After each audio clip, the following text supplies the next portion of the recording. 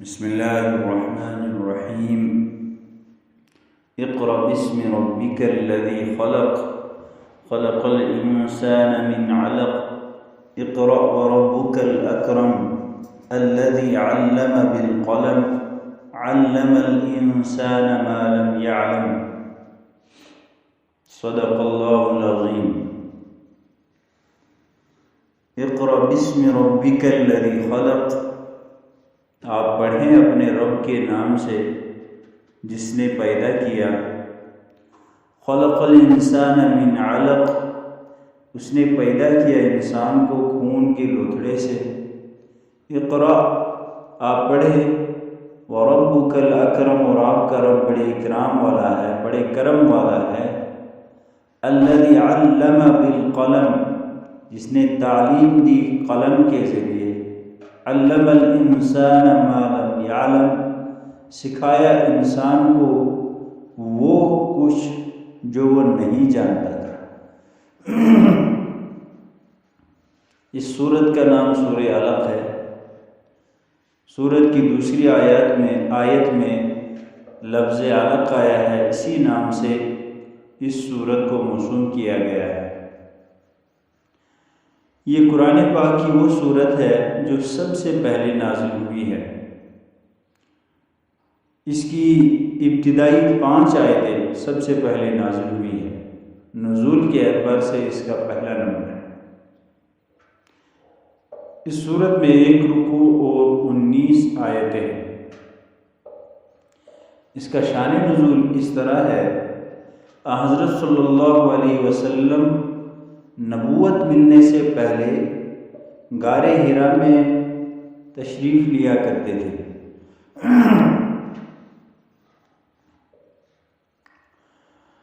اس زمانے میں غار حرا پر چڑھنا بڑا دشوار ہوتا تھا. یہ غار حرا جبل نور کی چوٹی پر آج بھی اسی اصلی شکل میں موجود ہے. پہلی کتابوں میں جبل نور کا نام فاران تھا. اس پہاڑ پر چڑھنا بڑا مشکل اور بڑا دشوار تھا. یہ بڑے ہمت والوں کا کام تھا. حضرت صلی اللہ علیہ وسلم جن اوقات کے لیے غار حرا میں جاتے تھے اپنے ساتھ کھجوریں اور پانی کی سراہی، ستو اور خشک روٹی اس طرح کی چیزیں روایات میں موجود ہیں. آپ اپنے ساتھ خوراک کے طور پر لیا کرتے.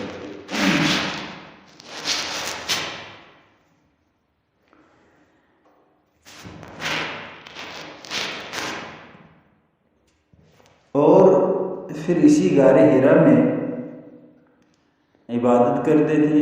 کچھ راتیں بھی گزاری ہے. چونکہ پیغمبر ابتدائی طور پر، پیدائشی طور پر موحد ہوتا ہے، وہ ایک لمحے کے لیے بھی شرک کے قریب نہیں جاتا. حالانکہ اس زمانے میں حضرت ابراہیم علیہ السلام کا جو اصل دین تھا وہ اکثر مسخ ہو چکا تھا. بہت کم بندے ایسے تھے جو اس دین پر، اصلی دین پر چلنے والے تھے. انہی لوگوں میں سے ایک فرد ہے حضرت عمر رضی اللہ تعالیٰ عنہ کے چاچا زید بن عمر بن نفیل رضی اللہ تعالیٰ عنہ. ان کا نام آتا ہے. لیکن یہ شخص بھی نبوت سے پہلے ہی انتقال کر رہے تھے.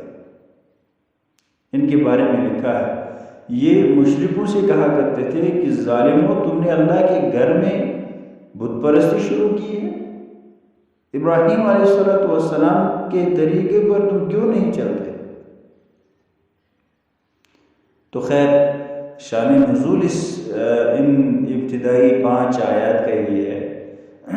حضرت جبرائیل علیہ السلام اسی جبل نور پر انسانی شکل میں تشریف لے آئے اور ان کے ہاتھ میں ایک ریشمی کپڑا تھا. اس پر کچھ لکھا ہوا تھا. وہ ٹکڑا آپ صلی اللہ علیہ وسلم کے سامنے کیا اور فرمایا اقرأ. آپ پڑھیں. آپ صلی اللہ علیہ وسلم نے فرمایا تھا ما انا بقاری، میں پڑھا ہوا نہیں ہوں۔ حضرت جبرائیل علیہ السلام نے آپ کو اپنے سینے سے لگا کر زور سے دبایا تھا اور کہا اقرا، پڑھو۔ آپ صلی اللہ علیہ وسلم نے پھر سے وہی فرمایا ما انا بقاری، میں پڑھا ہوا نہیں ہوں۔ تیسری مرتبہ پھر جبرائیل علیہ السلام نے آپ صلی اللہ علیہ وسلم کو سینے سے لگایا اور کہا اقرا بسم ربک الذی خلق، پڑھ اپنے رب کے نام کے ساتھ جس نے پیدا کیا۔ یہاں سے لے کر یہ 5 آیات تک یہ پہلی وحی ہے، یہ آپ صلی اللہ علیہ وسلم کو پڑھایا۔ یہاں پہ ایک سوال پیدا ہوتا ہے، سوال یہ ہے کہ چھوٹے بچوں کو قاعدہ پڑھاؤ اور ان کو کہا جاتا ہے کہ بھائی پڑھو بسم اللہ، تو وہ ساتھ میں پڑھتا ہے، جو کہتے ہیں وہی وہ پڑھتے ہیں۔ آپ صلی اللہ علیہ وسلم کی عمر مبارک تو کافی تھی، 40 کی تھی، اور ذہین بھی، بہترین اوصاف والے بھی۔ آپ صلی اللہ علیہ وسلم کو ساتھ پڑھنے میں کیا دشواری تھی؟ جب جبرائیل علیہ السلام آپ سے فرماتے تھے اقرا، آپ کیوں نہیں پڑھتے تھے؟ آپ نے کیوں فرمایا ما انا بقارئ؟ حافظ ابن حجر اسقلانی رحمہ اللہ نے فرمایا ہے کہ آپ صلی اللہ علیہ وسلم نے یہ سمجھا کہ کپڑے پر جو لکھے ہوئے الفاظ ہیں اس کے متعلق فرمایا میں پڑھا ہوا نہیں ہوں۔ بعد میں حقیقت کھلی کہ وہ کپڑا تو جبرائیل علیہ السلام اپنی یادداشت کے لیے لائے تھے، پڑھانا تو زبانی تھا، یہ اپنی یادداشت کے لیے ان کو یہ کپڑا تھا۔ ابن حجر اسقلانی رحمہ اللہ کے حوالے سے یہ بات ہے۔ جس وقت یہ پہلی وحی نازل ہوئی اس وقت آپ صلی اللہ علیہ وسلم کے حضرت خدیجہ الکبریٰ رضی اللہ تعالیٰ عنہ کے ساتھ جو نکاح ہوا تھا اس کے 15 سال گزر چکے تھے، اور ان 15 سالوں میں حضرت زینب رضی اللہ عنہ، حضرت رقیہ رضی اللہ تعالیٰ عنہ، حضرت ام کلثوم رضی اللہ تعالیٰ عنہ، اور آپ کے ایک بچہ حضرت قاسم رضی اللہ تعالیٰ عنہ، یہ سب پیدا ہو چکے تھے۔ حضرت فاطمہ رضی اللہ تعالیٰ عنہ یہ نبوت والے سال پیدا ہوئی۔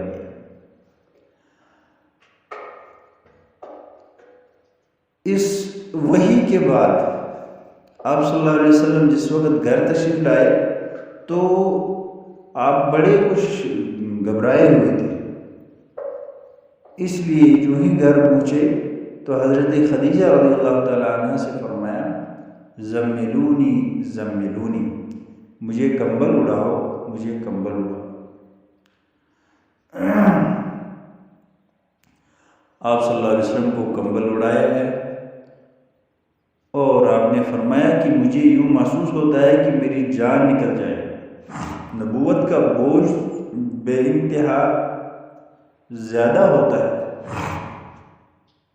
اور جب پہلی مرتبہ اس طرح ہو تو یقیناً گھبراہٹ بھی اور اس کا بوجھ بھی۔ حضرت خدیجہ رضی اللہ تعالیٰ عنہ نے بڑے حوصلے سے فرمایا، کہنے لگی اللہ تعالیٰ آپ کو ضائع نہیں فرمائیں گے، اس لیے کہ آپ سچ بولتے ہیں، غریبوں کی ہمدردی کرتے ہیں، غریبوں کا بوجھ اٹھاتے ہیں، مہمان نوازی کرتے ہیں، اچھے کام کرتے ہیں۔ اللہ تعالیٰ ایسے بندوں کو ضائع نہیں کرتے۔ یہ حوصلے والے الفاظ حضرت خدیجہ رضی اللہ تعالیٰ عنہ سے تھے۔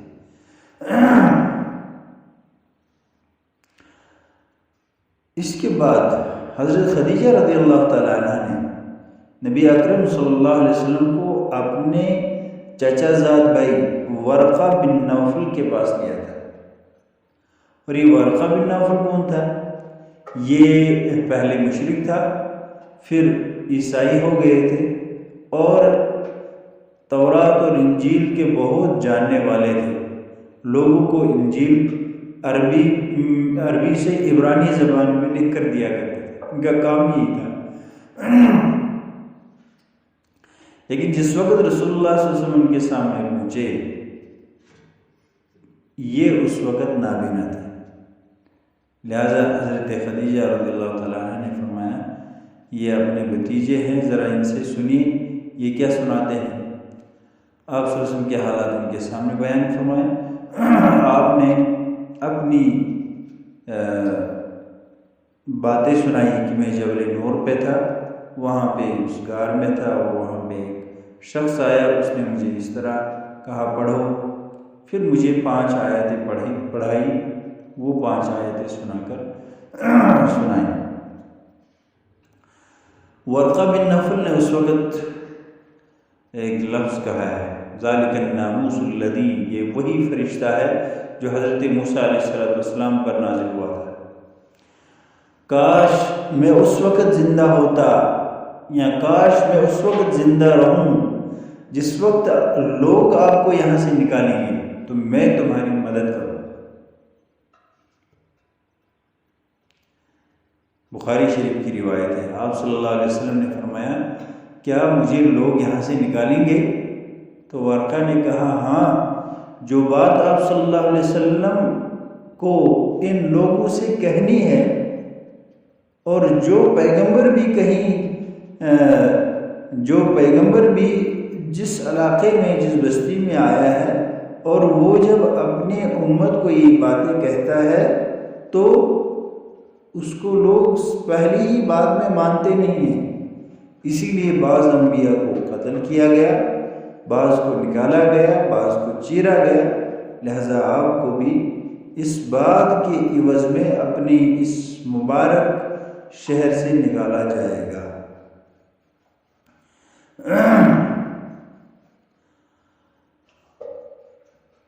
ورقہ بن نوفل چونکہ اس وقت بہت کمزور تھے، یہ نبوت سے پہلے ہی فوت ہو چکے تھے۔ ایک مرتبہ حضرت خدیجہ رضی اللہ تعالیٰ عنہ نے آپ صلی اللہ علیہ وسلم سے ورقہ بن نوفل کے بارے میں فرمایا کہ ان کا انجام کیا ہوگا۔ حضرت صلی اللہ علیہ وسلم نے فرمایا میں نے ان کو خواب میں جس لباس کو پہنے ہوئے دیکھا ہے وہ قطعاً دوزخیوں کا لباس نہیں ہو سکتا ہے، وہ جنتیوں کا لباس ہے۔ تو یہ ورقہ بن نوفل آپ صلی اللہ علیہ وسلم کی تصدیق، انہوں نے آپ صلی اللہ علیہ وسلم کی تصدیق کی تھی، آپ صلی اللہ علیہ وسلم سچے پیغمبر ہے، اور اسی لیے کہا تھا کہ اگر میں زندہ رہوں تو میں آپ کو اس وقت ضرور ساتھ دوں۔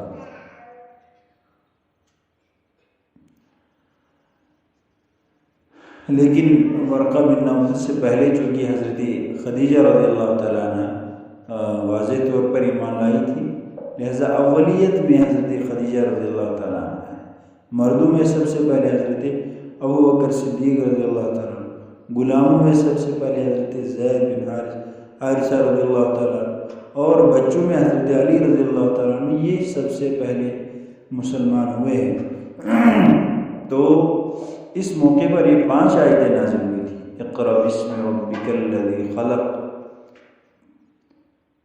آپ پڑھیں بسم ربک، اپنے رب کے نام سے، الذی خلق، جس نے پیدا کیا، خلق الانسان، اس نے پیدا کیا انسان کو، من علق، لوتھڑے سے، لوتھڑا منی کے قطرے کو اللہ تعالیٰ نے اپنی قدرت کاملہ سے خون کا لوتھڑا بنا دیا، اور پھر اسی لوتھڑے سے ایک سخت بوٹی بنائی، پھر اللہ تعالیٰ کی قدرت کاملہ سے اسی بوٹی سے انسانی ڈھانچہ تیار ہوتا ہے۔ یہ اللہ تعالیٰ کی قدرت ہے۔